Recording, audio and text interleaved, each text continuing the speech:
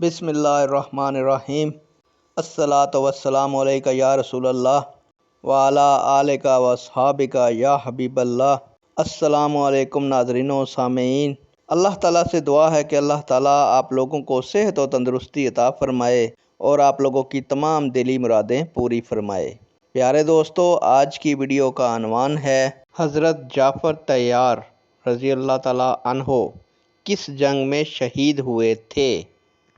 امید کروں گا کہ یہ معلومات آپ کے علم میں اضافہ فرمائے گی اور آپ اس ویڈیو کو شیئر کریں گے، چینل کو سبسکرائب کریں گے تاکہ دوسرے لوگ بھی اس معلومات سے مستفید ہو سکیں۔